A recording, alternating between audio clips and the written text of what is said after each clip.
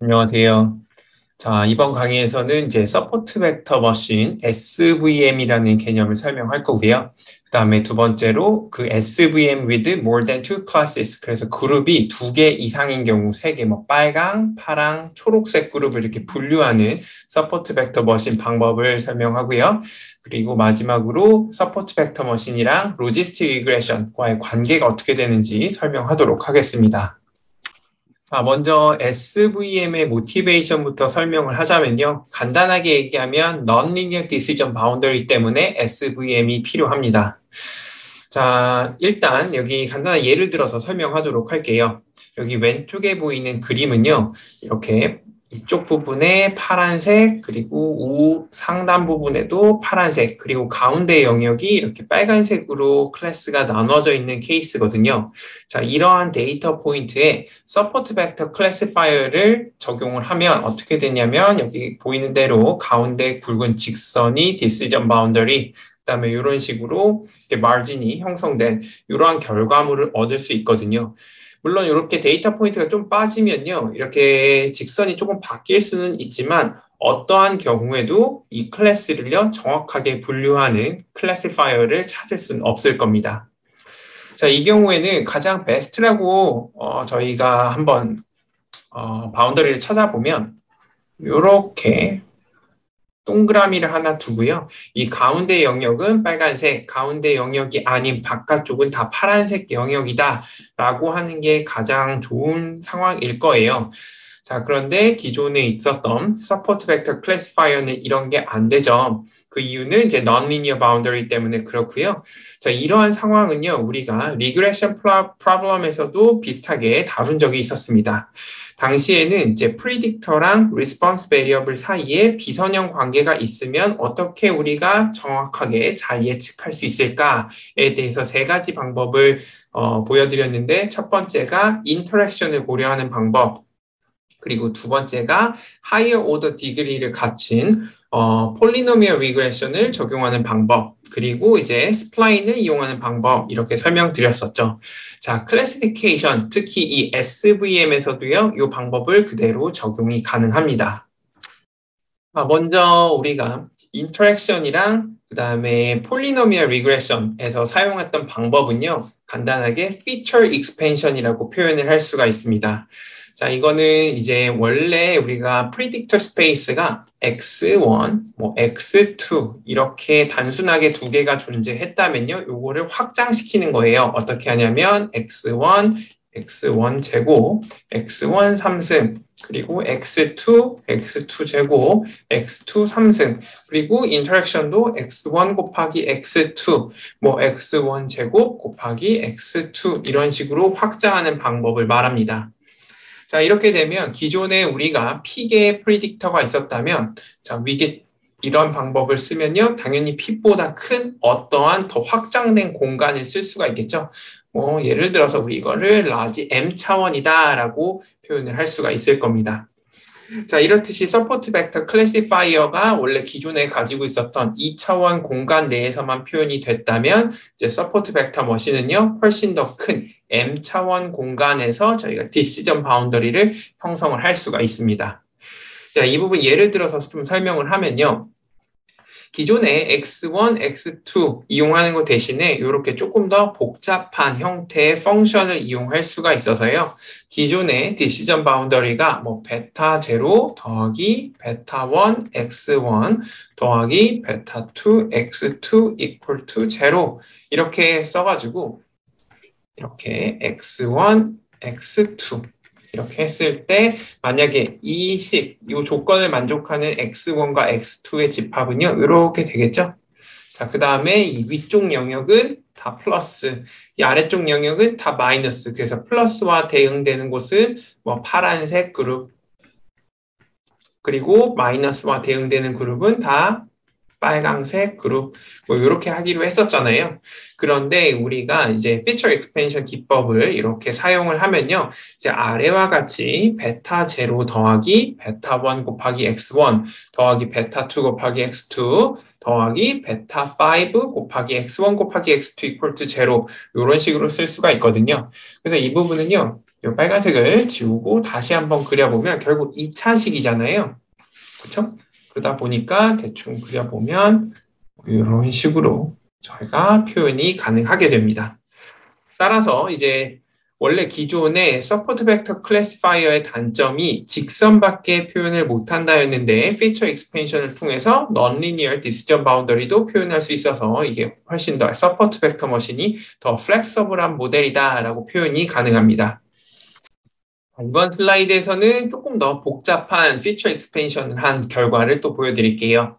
자, 여기는 큐빅 폴리노미얼 해서 이름만 보셔도 이제 대충 예상이 되시죠? 큐빅 3차원, 3차승 여기 x1 제곱, x1 이렇게 x2도요. x2, x2 제곱, x2 3승 이걸 다 고려하겠다. 그 다음에 x1, x2, x1 제곱, x2, x2 제곱, x1 이것도 전부 다 고려하겠다라는 클래시파이어라고 이해하시면 됩니다. 자, 이렇게 하시면은 이제 오른쪽에 또 예를 들어서 표현을 할 건데요. 여기 보시면 디시전 바운더리가 이렇게 두 가지가 보일 거예요. 이렇게 까만색 직선이 위에도 하나 있고요. 아래에도 하나 있죠. 자, 이 부분은 왜 두 개가 있냐라고 하면 일단은 이렇게 두 개로 했을 때 위에 파란색 영역과 빨간색 영역 그리고 아래쪽 파란색 영역이 잘 분리되기 때문에 이렇게 나왔어요. 그리고 이렇게 두 개가 나온 이유는요. 3차식을 생각해 보면 좀 이해가 쉬우실 거예요. x1이라고 하면요. x1에 대한 3차식이 있다고 할게요. 그러면 이게 두 번 꺾이겠죠? 그래서 이렇게 한번 이렇게 2차식 그리고 이렇게 한번 더 꺾이면 3차식이 되겠죠. 그래서 아까 말한 것처럼 양수 영역이면 파란색, 그 다음에 음수 영역이면 빨간색 이렇게 두기로 했잖아요. 그렇죠? 그래서 자 여기 요 부분에 해당하는 파트는 빨간색, 그 다음에 여기 가운데 있는 부분에 해당하면 음수, 그 다음에 오른쪽 다시 한번 이쪽 영역에 들어가면 다시 파란색이 되겠죠. 그래서 이제 이 부분을 다시 2차원 그림으로 가지고 오면요. 자, 요 파트에 들어가는 부분이 여기, 그 다음에 가운데 파트에 들어가는 게 빨간색, 그리고 오른쪽 파트에 들어가는 게 여기 맨 아래 하단에 있는 이 파란색 영역 이렇게 이해하시면 될 겁니다. 그리고 이 부분을 깜빡하고 먼저 설명 안 드렸는데 자 이런 식으로 해서 피처 익스펜션을 3차원까지 확장을 시키면 디시전 바운더리는 자연스럽게 이러한 3차식이 나올 거예요. 혹시나 한번 더 설명하자면 이 파워 텀이 결국 여긴 1이잖아요. 1 더하기 2가 3까지는 모두 다 허용하는 상태. 여기는 1이죠. 2 더하기 1 이렇게 3까지 모두 허용하는 상태를 저기는 지금 큐빅 폴리노미얼이라고 표현을 합니다. 지금까지 설명한 것처럼요. 서포트 벡터 머신은요. 피처 익스펜션을 통해서 non-linear decision boundary를 잘 설명을 할 수가 있습니다. 이러한 장점은 있는데요. 앞서 리그레션 프로블럼에서도 한번 예를 들어서 설명한 적이 있었죠. 항상 저희가 모든 y와 x의 non-linear한 관계를 폴리노미얼로 설명이 가능하냐라고 하면 불가능하다라는 걸 이제 보여드린 적이 있었거든요. 자, 그 부분 참고해서 다시 한번 보시면 될 것 같고요.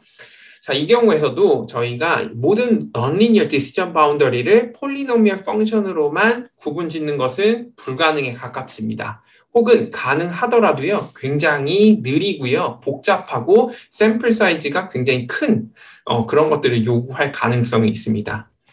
그래서 실제로 이 폴리노미얼 리그레션, 폴리노미얼 피처 익스펜션은 보다 더 이제 확장판인 커널을 이용하는 게 이제 서포트 벡터 머신이고요. 자, 여기에 표현한 것처럼 커널을 이용한 것은 엘레강트하고 컨트롤드 웨이다라고 우리가 표현을 할 수가 있습니다. 자, 그러면 왜 이렇게 엘레강트하고 컨트롤드 웨이다라고 표현할 수 있냐면 이 부분은 이제 뒷부분에 뒷 슬라이드에서 좀 더 자세히 설명하도록 할게요. 참고로 이제 커널 계속해서 설명할 건데 이거는 어떠한 두 데이터 포인트가 x와 x 프라임이 존재한다고 하면 두 데이터 포인트의 거리를 나타내는 매저라고 이해하시면 돼요. 저희가 일반적으로 생각하는 거는 이렇게 좌표 평면이 있을 때 x가 여기 있고 x 프라임이 있으면 유클리디언 디스턴스 거리를 재는 공식을 이용하죠. 그것도 이제 일종의 커널이라고 보시면 돼요. 그 부분을 뭐 이렇게 1차원이라고 생각해서 써보면 이렇게 되겠죠. 자, 이 부분을 잘 확장하면요. 자, 폴리노미얼도요, 어떻게 보면 커널로서 이해가 가능합니다. 따라서 SVM은요, 커널을 사용해서 피처 스페이스를 확장하는 서포트 벡터 클래시파이어의 확장판이라고 할 수가 있습니다. 자, 그러면 서포트 벡터 머신을 잘 이해하려면 이제 커널을 확실하게 이해하셔야 되고요. 커널은 이너 프로덕트, 즉 내적과 굉장히 관련성이 높아요. 그래서 이 부분에 대해서 이제 앞으로 설명하도록 하겠습니다. 그러면 이제 이너 프로덕트랑 커널에 대해서 설명을 하도록 하겠습니다.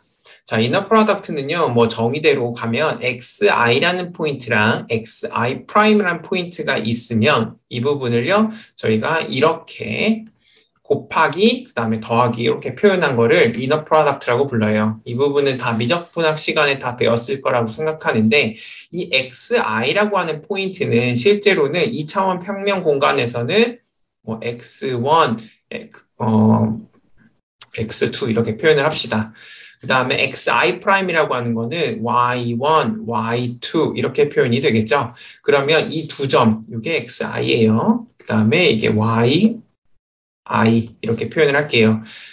그러면 xii와 yi의 inner product는 summation of j는 1부터 2까지 x, j, y, j 이런 식으로 표현한다라고 이해하시면 되고요. 그 다음에 linear support vector classifier는요, 이제 아래처럼 이렇게 표현이 할 수가 있죠.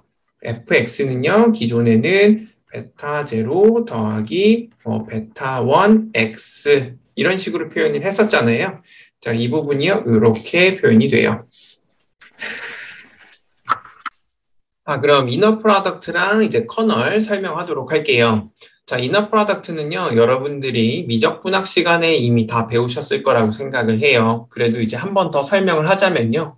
2차원 공간으로 설명을 할게요.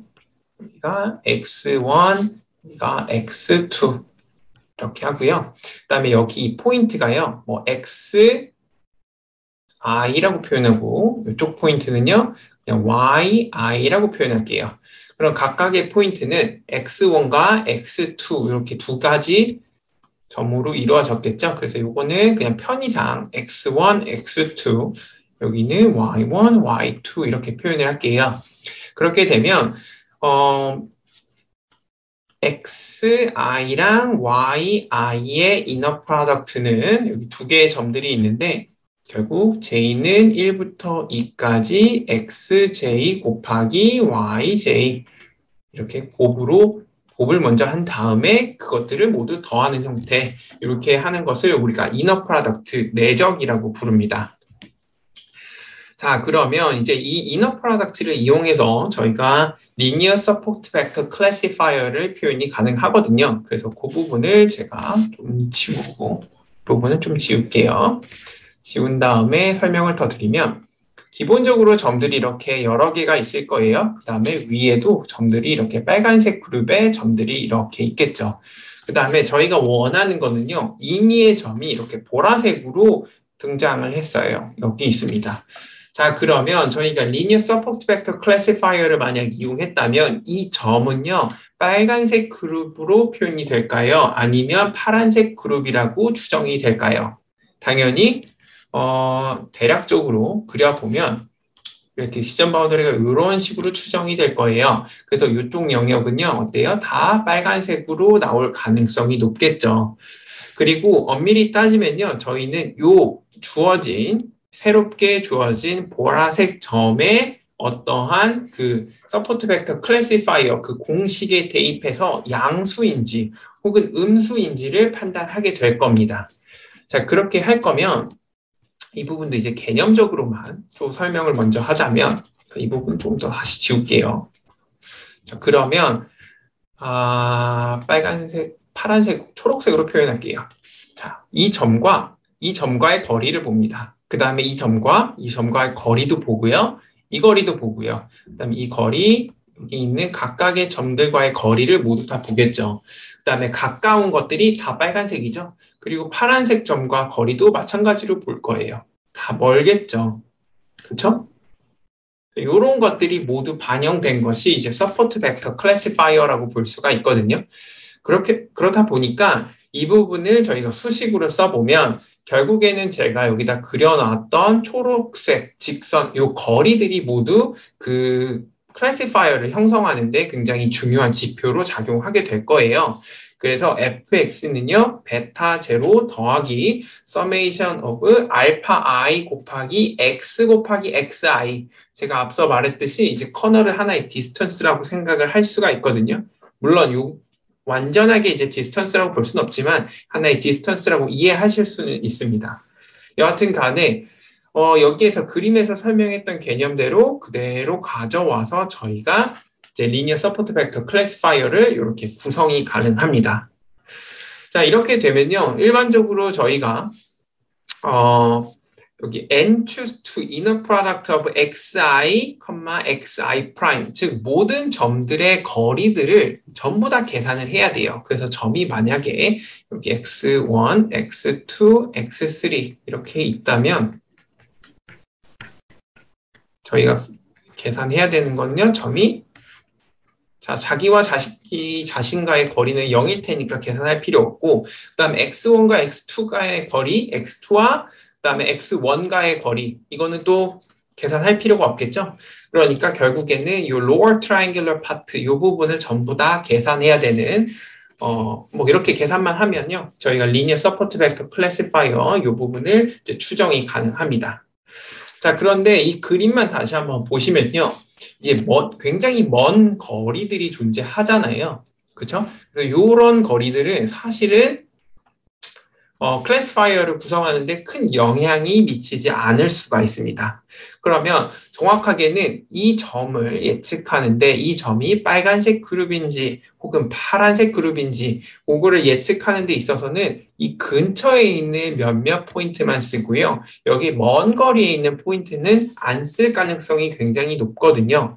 그래서 이 쓰고 있는 이 근처에 있는 것들의 점의 집합을 S 아닌 것들을 S 컴플레먼트라고 두면요. 이런 식으로 위의 식을 다시 쓸 수가 있게 돼요.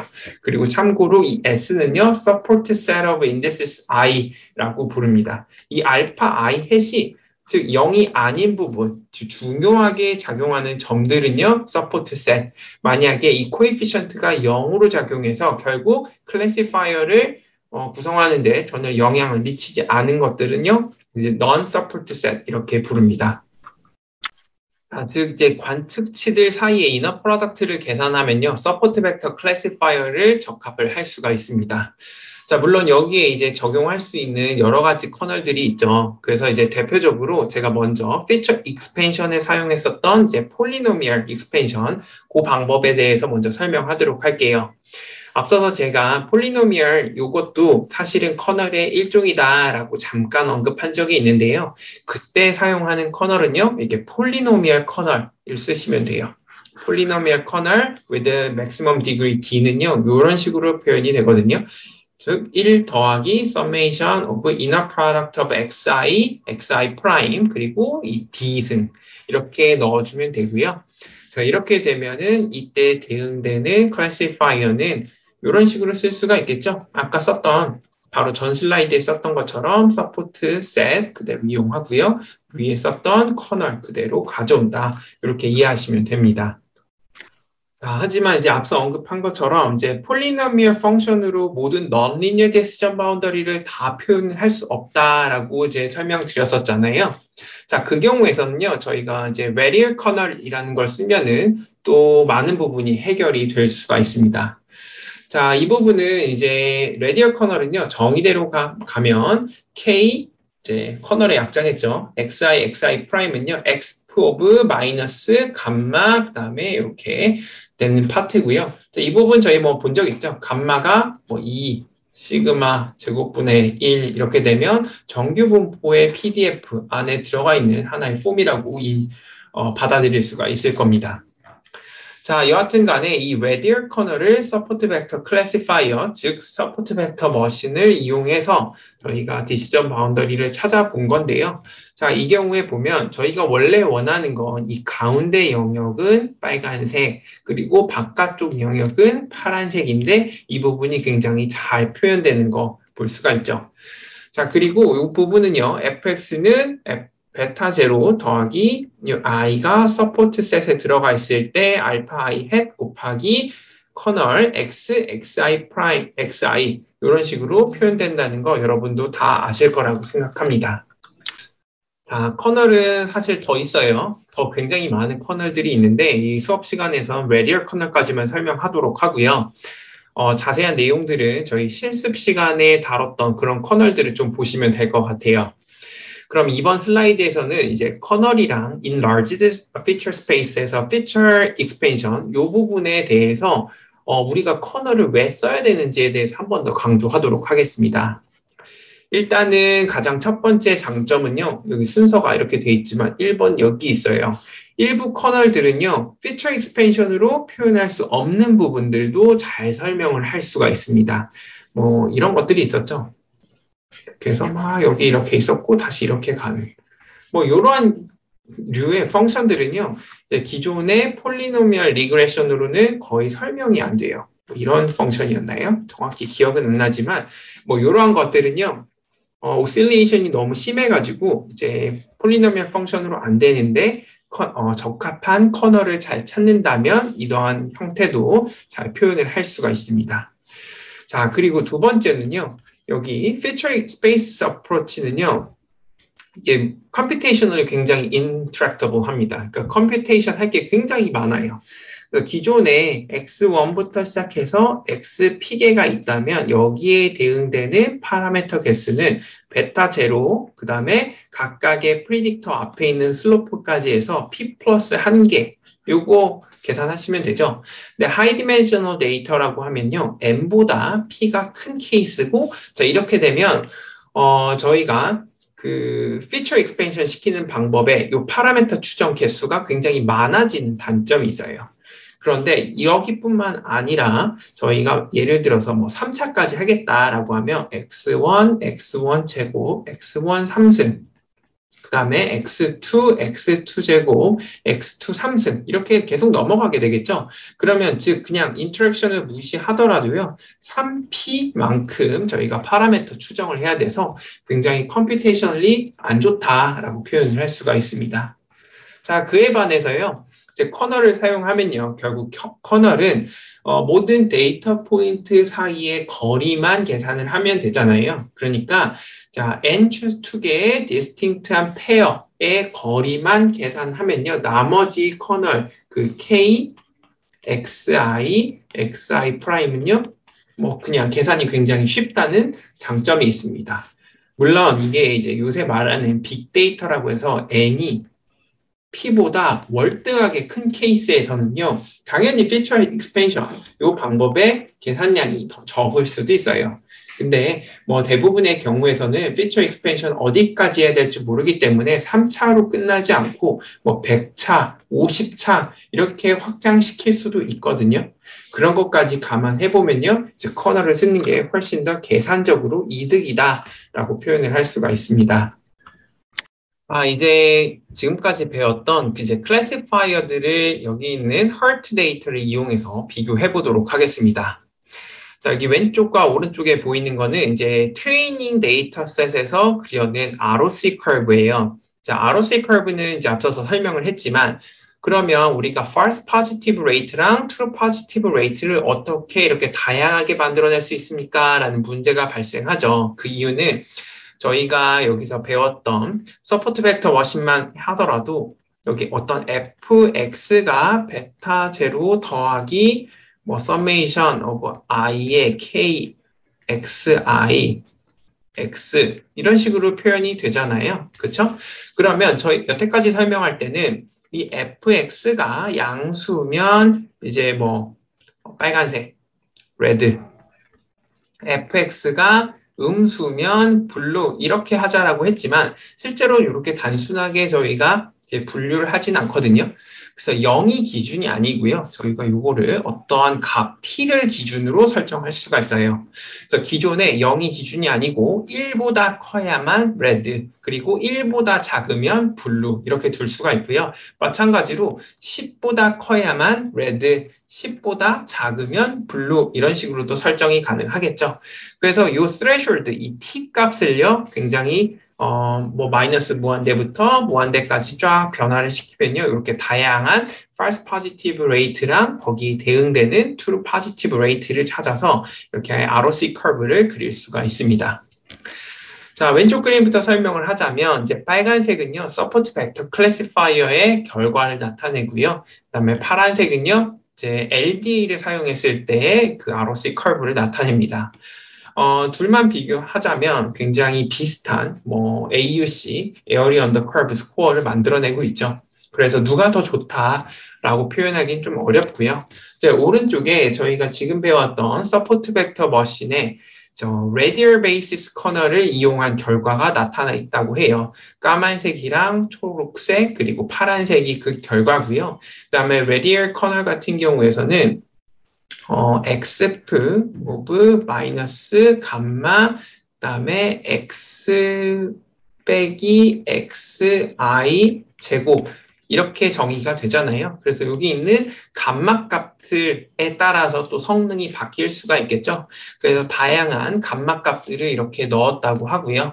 자, 이거 보시면은 이 파란색, 즉 감마가 10분의 1일 때가 가장 성능이 좋고요.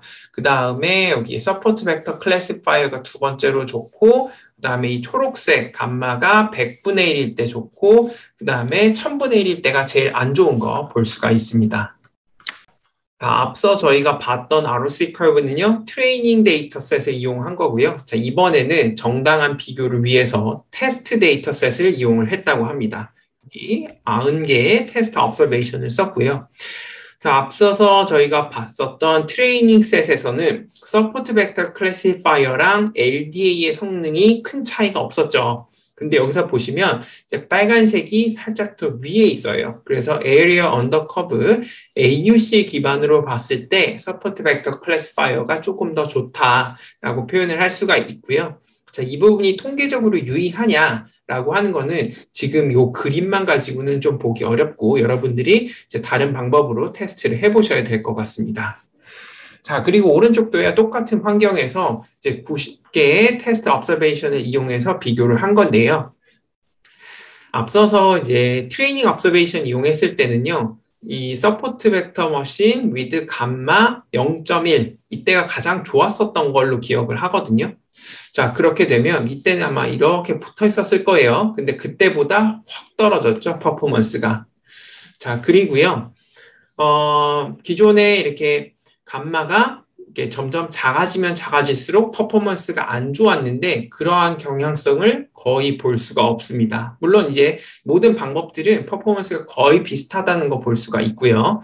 자, 그렇게 된 이유는요. 앞서서 트레이닝 셋에서는 이제 감마가 0.1일 때 굉장히 플렉서블한 모델이다. 그래서 굉장히 이렇게 오버피팅 되었었는데 테스트 셋으로 가져오니까 이렇게 오버핏된 결과가 제대로 프리딕션 안 되기 때문에 이렇게 퍼포먼스가 낮아졌다라고 이해할 수가 있습니다. 이번에는 이제 서포트 벡터 머신의 한계점이 이제 여러 개의 클래스가 있을 때 우리가 어떻게 확장시킬 수 있는가에 대해서 다뤄보도록 하겠습니다.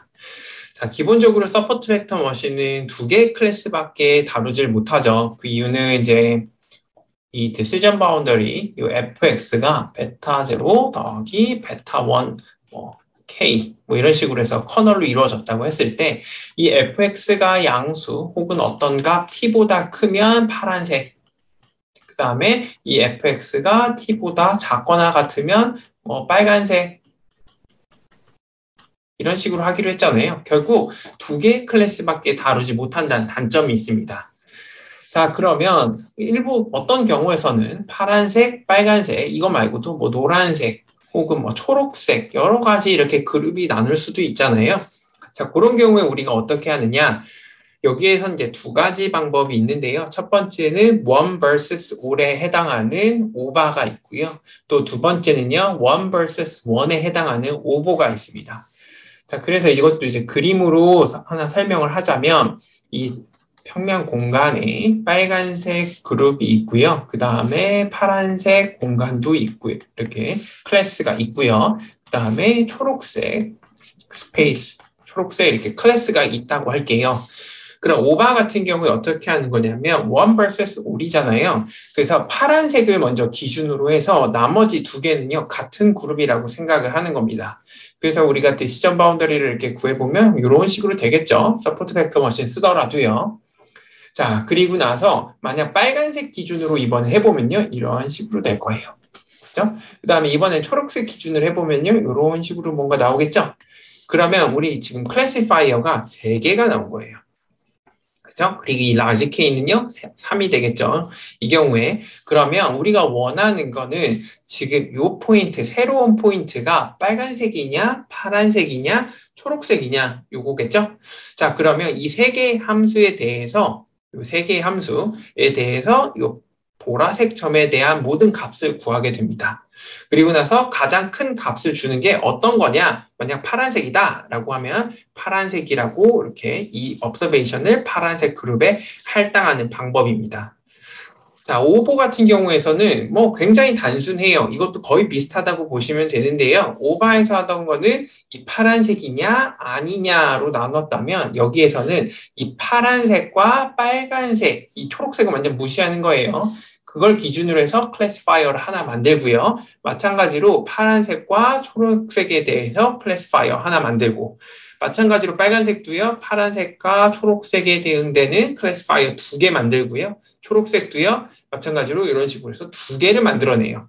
자, 이러한 방법으로 하는 게 오보예요. 그러다 보니까 이 클래시파이어가 오바에 비해서 훨씬 더 많이 생성이 되겠죠.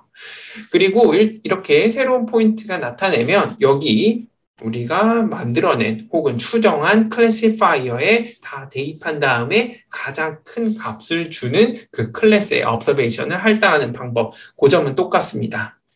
자, 그렇게 이렇게 두 가지 방법이 있는데 그렇다면 일반적으로 어떤 걸 쓰는 게 유리할까요? 라고 하는 질문이 있겠죠. 그래서 이러한 K가 너무 크지 않다면요, 오보를 쓰는 게 유리해요.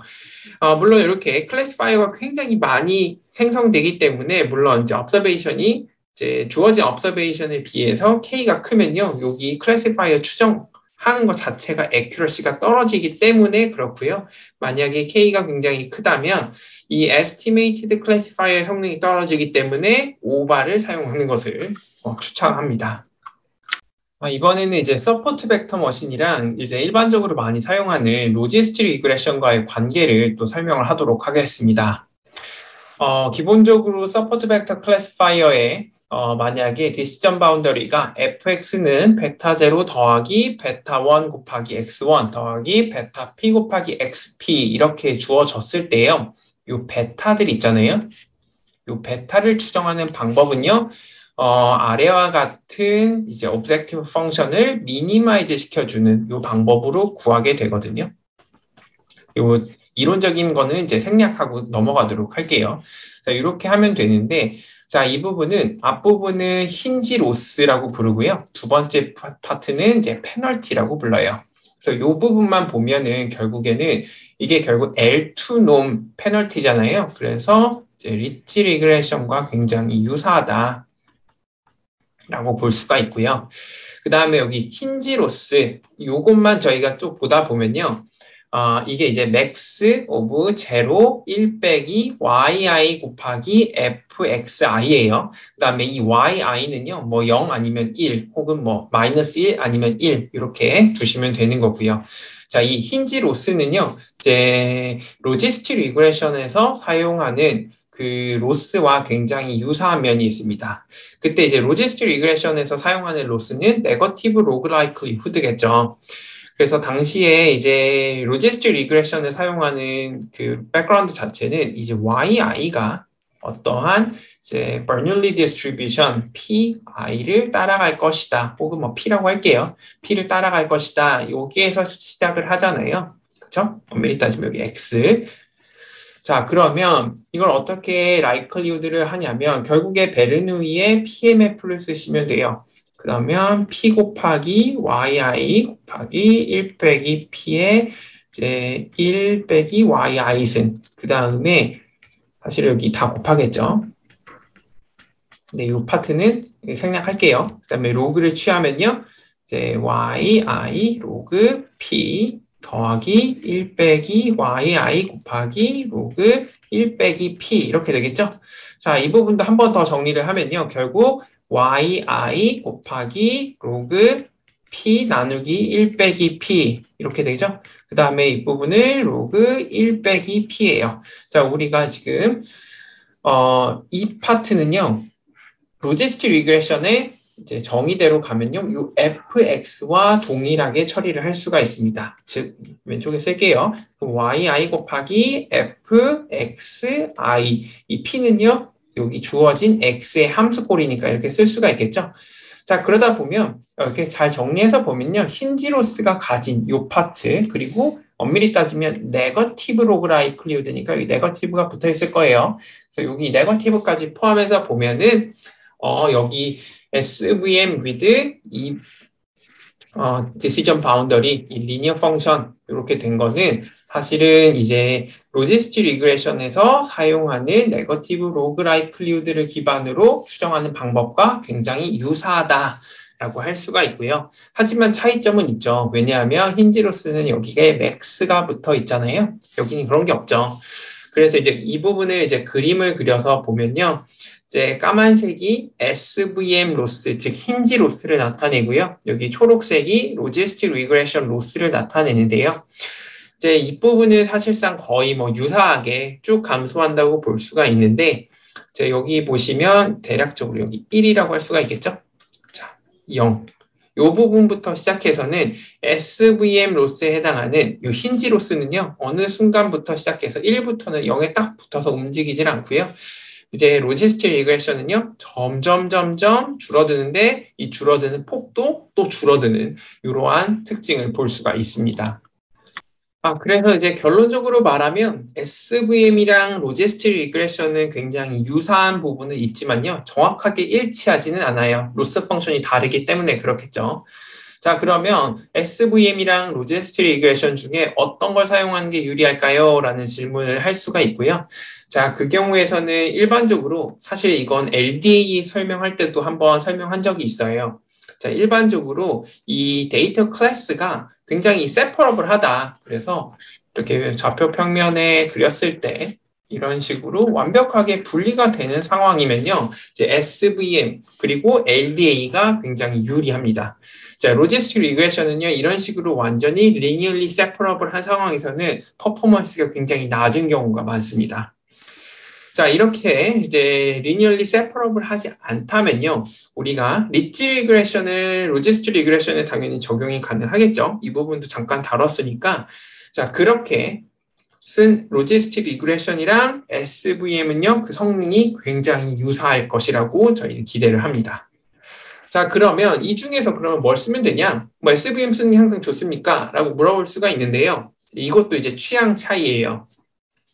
만약에 우리가 목표하는 게 단순 클래스만 이렇게 추정하는 게 목표다. 그럼 사실 어떤 걸 써도 상관이 없고요. 실제로는 linearly separable 한지 안 한지 모르기 때문에 그 경우에는 SVM 쓰는 게 유리할 수도 있습니다.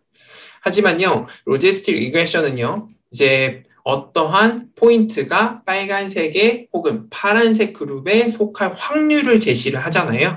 이제 SVM은 그런 게 없죠. 그렇다 보니까 만약에 우리의 관심사가 probability다 라고 하면 로지스틱 리그레션을 쓰는 게 훨씬 더 유리하다고 볼 수가 있습니다.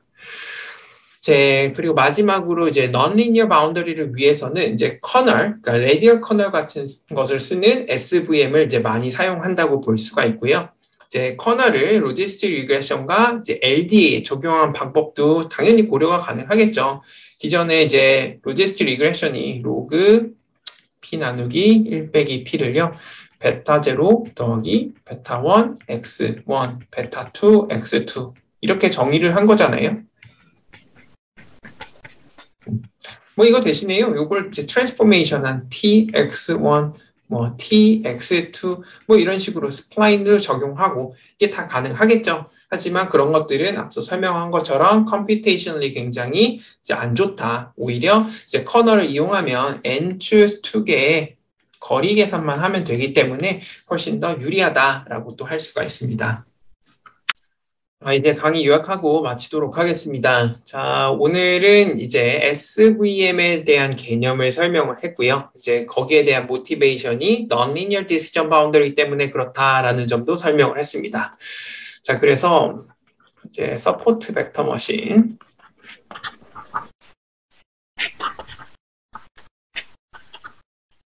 자, 이 부분 설명했고요. 그 다음에 Non-Linear Decision Boundary.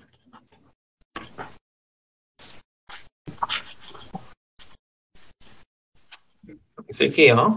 자, 이걸 해결하기 위해서는요, 결국엔 feature space 확장이 필요하다라고 했었죠. 그래서 이거는 enlarged predictor space 라고 표현을 할 수가 있고요. 자, 이거를 하기 위해서 두 가지 방법을 설명을 했거든요. 엄밀히 따지면 하나죠. 근데 이제 커널을 이용하는 방법인데요. 이제 여기에 얘가, 첫 번째 얘가 폴리노미얼 커널. 하지만 폴리노미얼 커널로는 모든 non-linear decision boundary를 다 설명을 할 수 없기 때문에 또 다른 형태, 뭐 원 같은 거 설명하기 위해서 radial 커널을 쓴다고도 설명드렸습니다. 자, 그리고 서포트 벡터 머신은 치명적인 단점이 있죠. 이제 클래스가 개수가 2 이상인 경우, 2 초과인 경우에서는 다루기가 어려웠습니다. 그걸 해결하기 위해서 두 가지 방법을 또 소개를 했는데요. 하나가 1 vs 1, 또 다른 거는 1 vs all 해서 두 가지 방법이 있다라는 거 설명드렸고요. 그리고 마지막으로 이제 서포트 벡터 머신이랑 대표적으로 많이 쓰는 로지스틱 리그레션의 그 장단점을 또 설명을 했습니다.